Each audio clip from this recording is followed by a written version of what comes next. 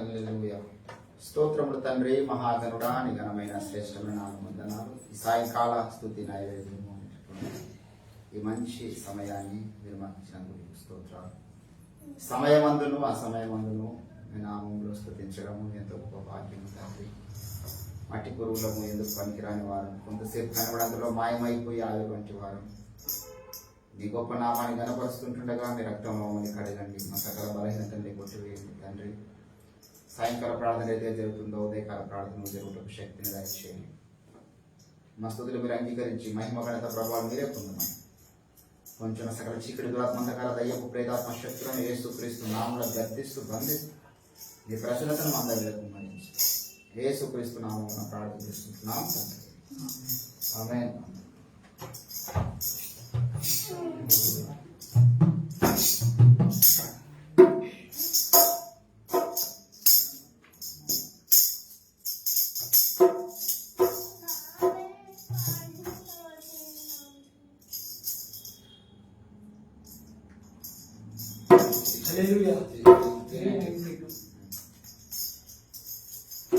అనుక్షణము నిన్నే కొలుతూ పునరుత్థానుడా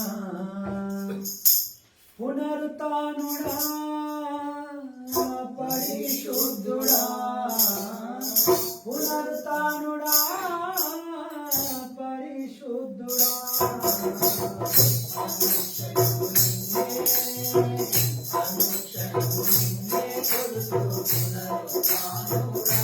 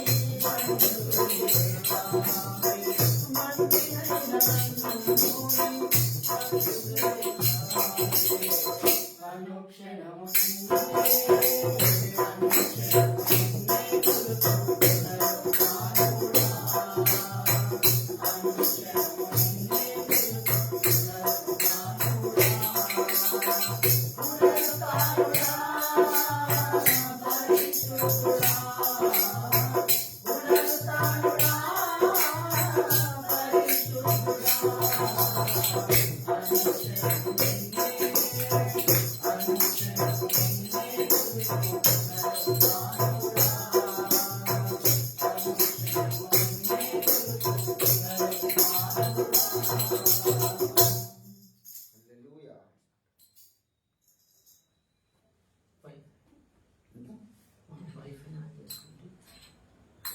ఇది వాడు 389 ఇది గ్యాప్ లేకుండా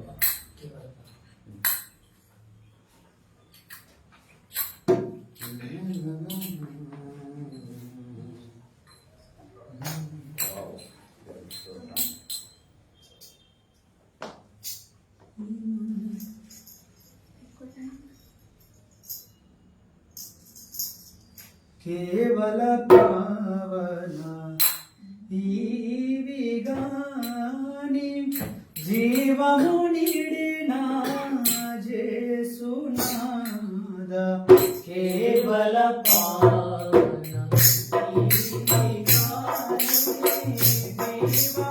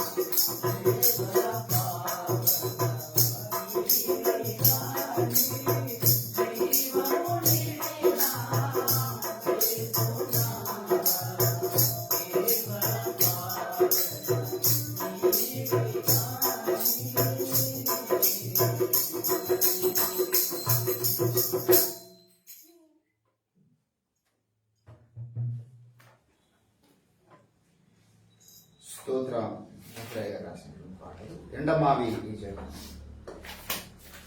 45.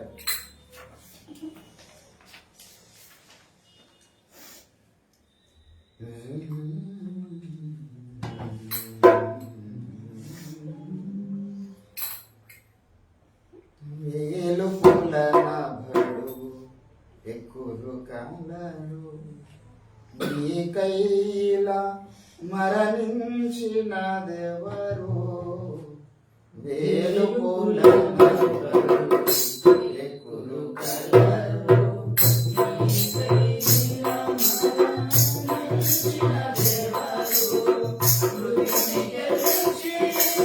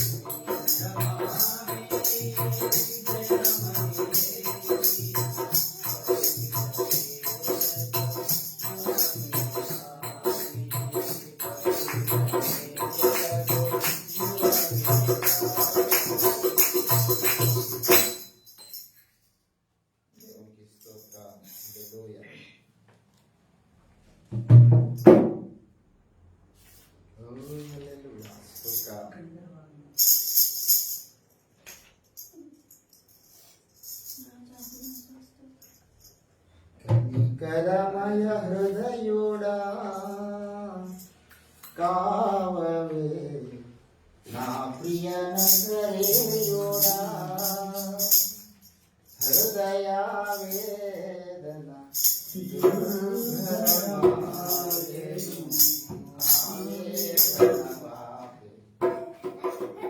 నాపై కరుణను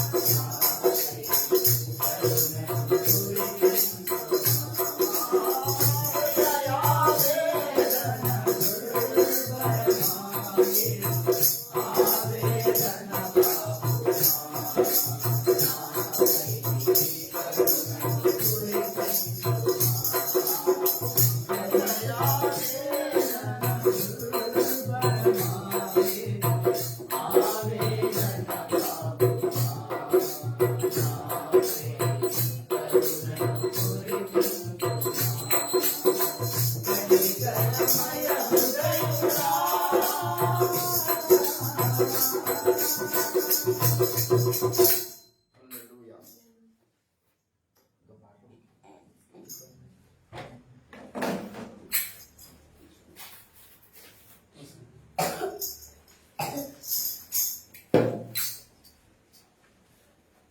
దేవునికి స్తోత్రం.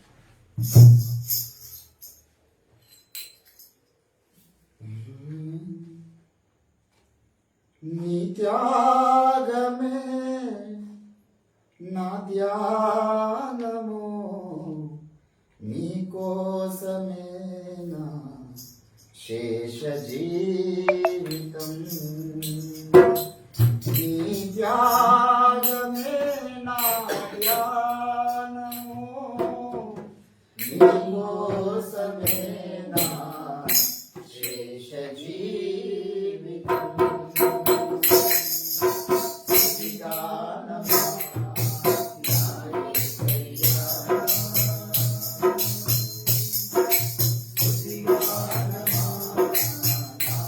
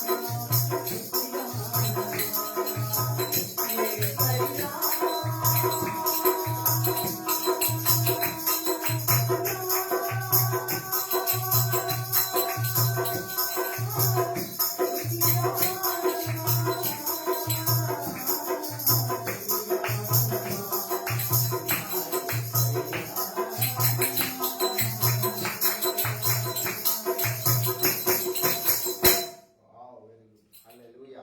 Perfect right. దేవునికి స్తోత్రం. చివరిగా ఒక పాట పాడుకుని మనం కొద్దిసేపు దేవుని వాక్యం ధ్యానం చేసుకుందాం.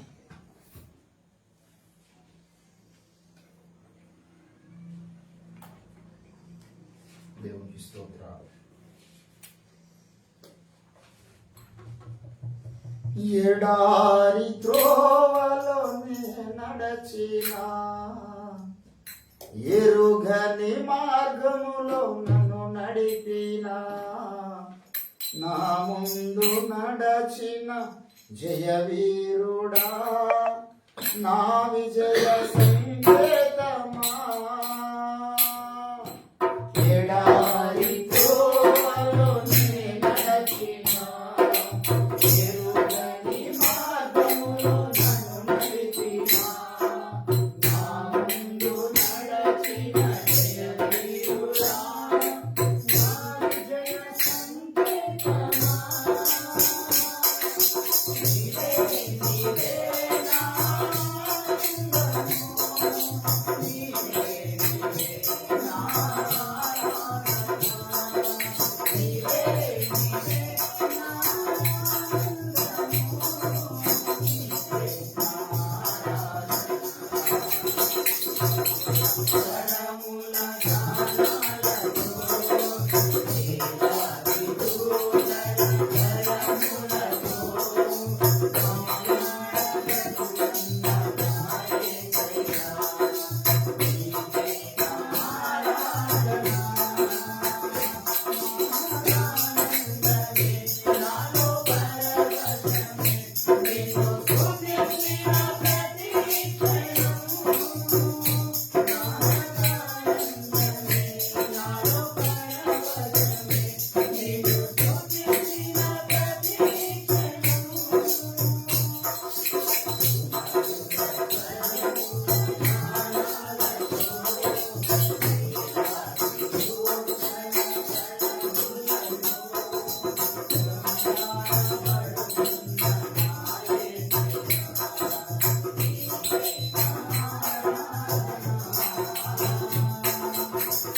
సంపూర్ణమైన నీ చిత్తమే, అనుకూలమైన సంకల్పమే, ఎరిగించుచున్నావు నన్ను విడువక, నా ధైర్యము నీవేగా. సంపూర్ణమైన నీ చిత్తమే, అనుకూలమైన సంకల్పమే, ఎరిగించుచున్నావు నన్ను విడువక, నా ధైర్యము నీవేగా. నీవే నీవే నా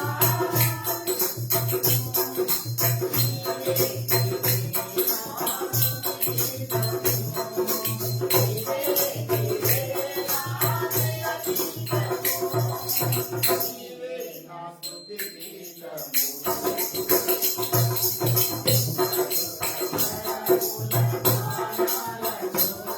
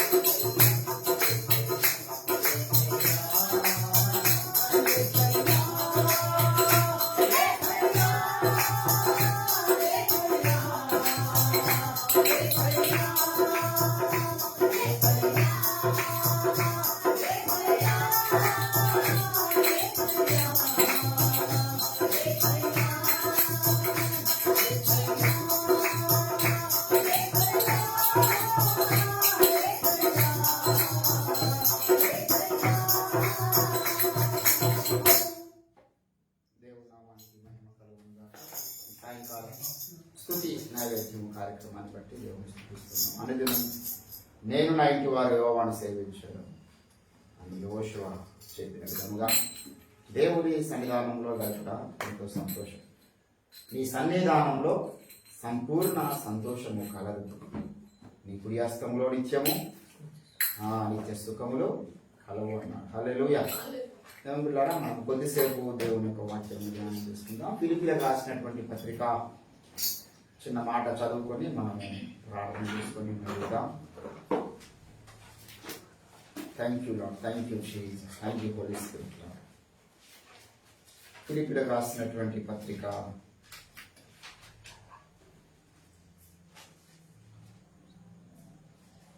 4వ అధ్యాయము 2వ వచనం. ప్రభునందు ఏక మనసు గలవారై ఉండుడి అని యువోదియను సుంటికేను బతిమలాడుకొనుచు ఉన్నాను.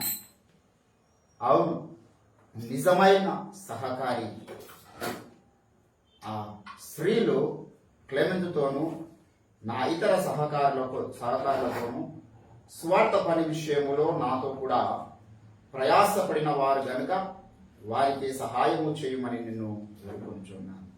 ఆ సహకారుల పేర్లు జీవగ్రంథమందు వ్రాయబడి ఉన్నవి. చదవని లేఖన పరిశుద్ధ భాగములు దేవుడు మన వినికిడిలో పాలింపచేయును గాక. ఆమేన్. ప్రభునందు నాకు అత్యంత ప్రియులారా, దైవజనుడైనటువంటి మోషేకు సహాయపడినటువంటి కొంతమంది స్త్రీల యొక్క జాబితా దేవుడు రాశాడు. వీరు చాలా ఉన్నతముగా మరి దైవజనుడైనటువంటి మోషే పట్ల ఆనాడు ఏ రీతిగా అయితే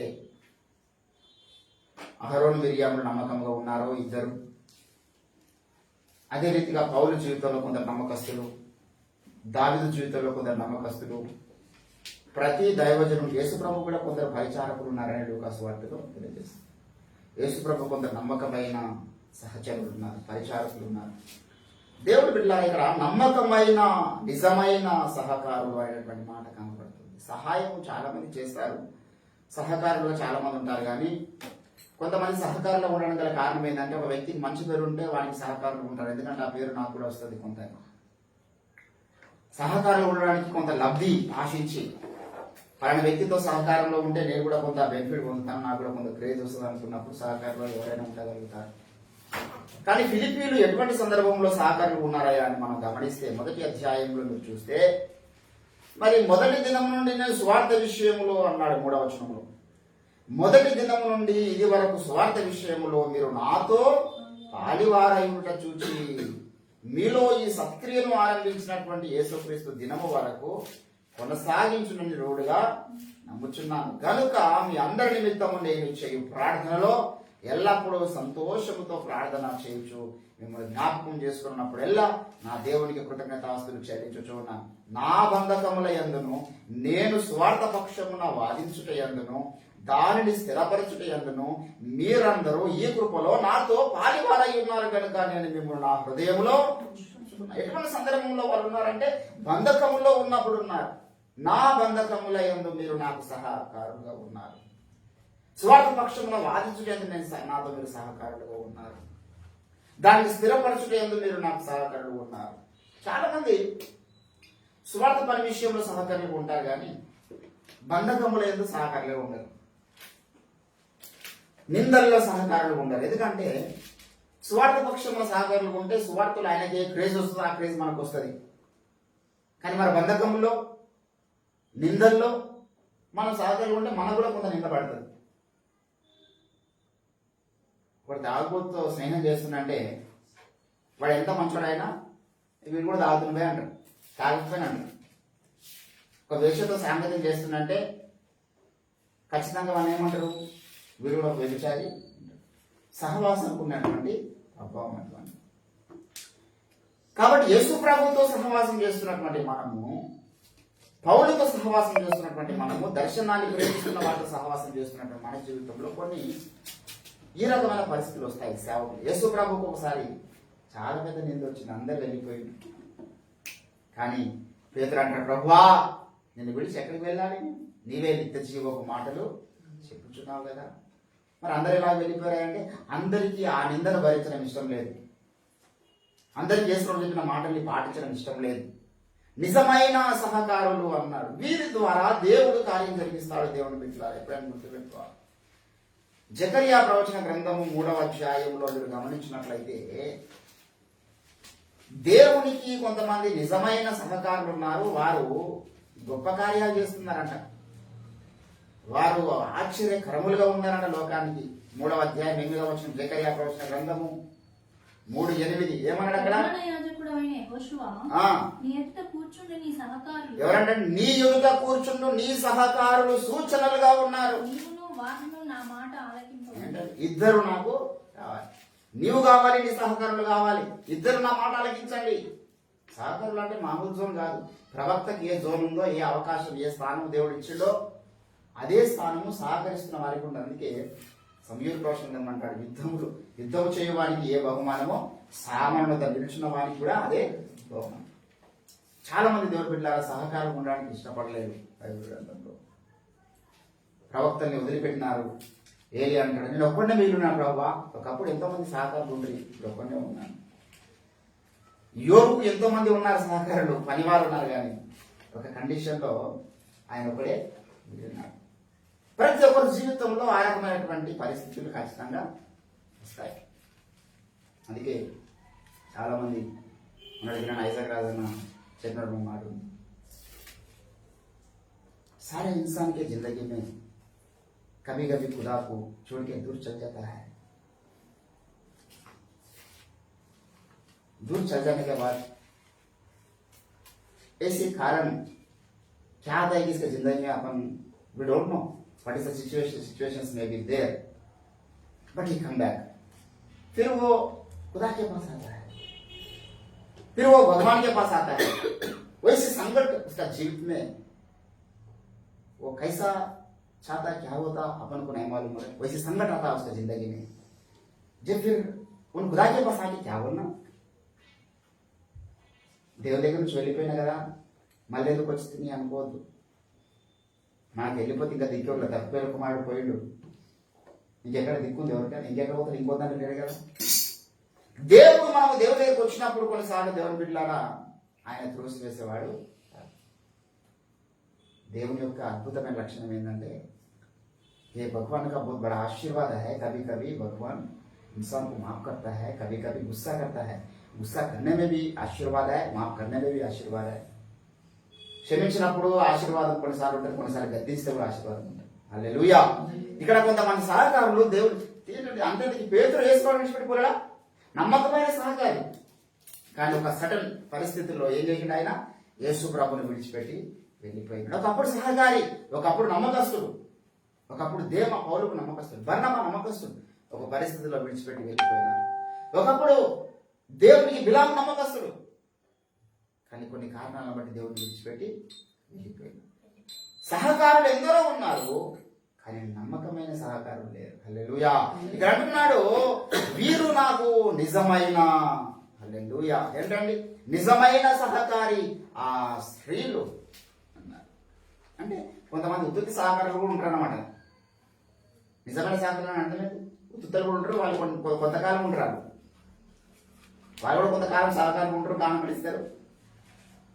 ఏదైనా వాళ్ళు ఊహించినటువంటి కార్యం జరిగిందనుకో, దైవజనుల్లో ఏదైనా నిందొచ్చినటువంటి పరిస్థితి ఉందనుకో, ఏదైనా వీరి ద్వారా ఎఫెక్ట్ పడే అవకాశం ఉందనుకో, వారికి వెంటనే విడిచిపెట్టి వెళ్ళిపోతారు. అంటే వాళ్ళు నిజమైన సహకారులు, నిజమైన స్నేహితులు అంటే సామెతలు 23:17 ఏమన్నాడు?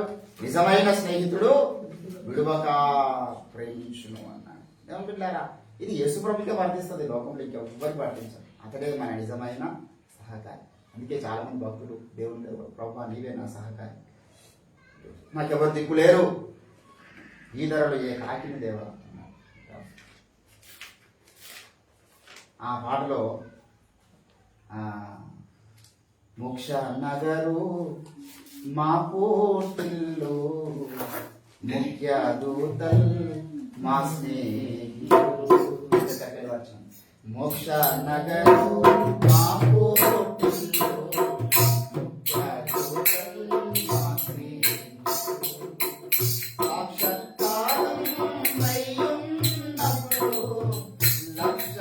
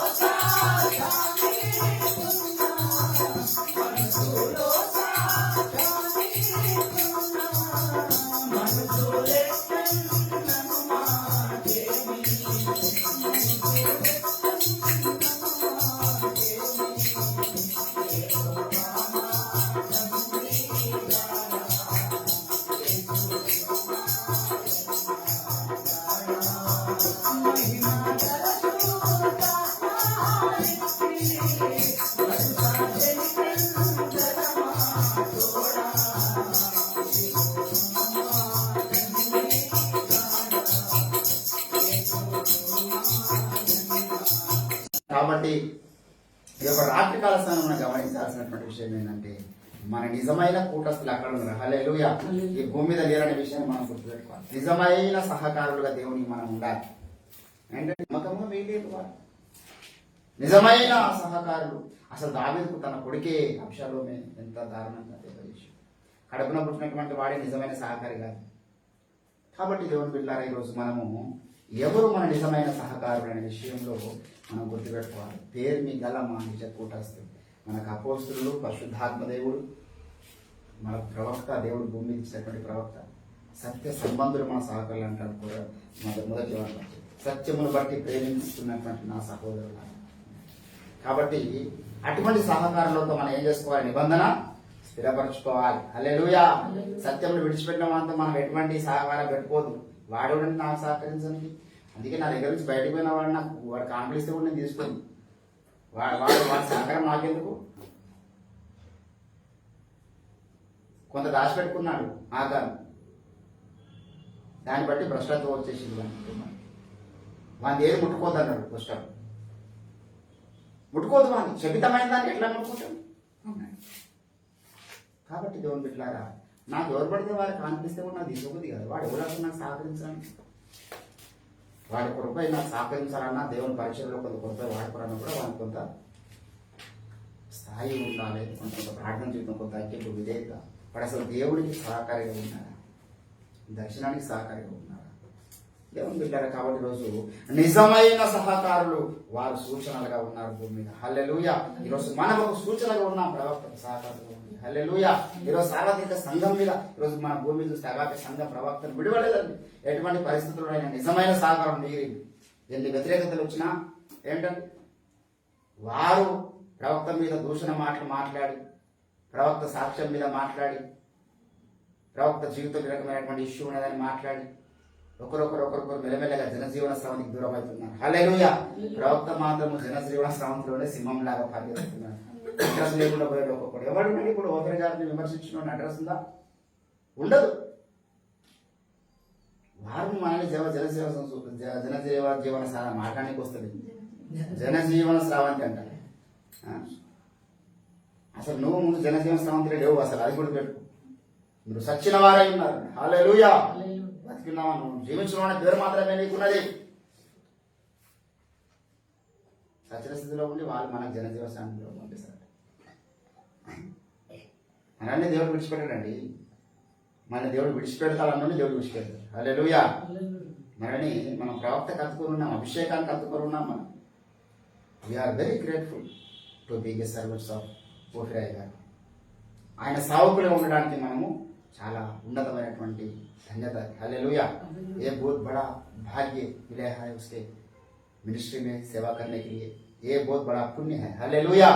అంతకు మించి ఏం లేదు. దేవునికి స్తోత్రం కలుగును గాక. ఒక నూతన తీర్మానం తీసుకుందాం. ప్రభువా, మమ్మల్ని నిజమైన సహకారులుగా మీరు ప్రతిష్ఠించాలని మనం ప్రార్థన చేద్దాం. దేవుడు కొద్ది మాటకు మన వినికిలో ఫలింపచేయునుగా ప్రార్థన చేద్దాం. హల్లెలూయా, హల్లెలూయా, హల్లెలూయా, హల్లెలూయా, హల్లెలూయా. దేవానికి వందనాలు, వందనాలు, వందనాలు తండ్రి. స్తోత్రం, స్తోత్రం.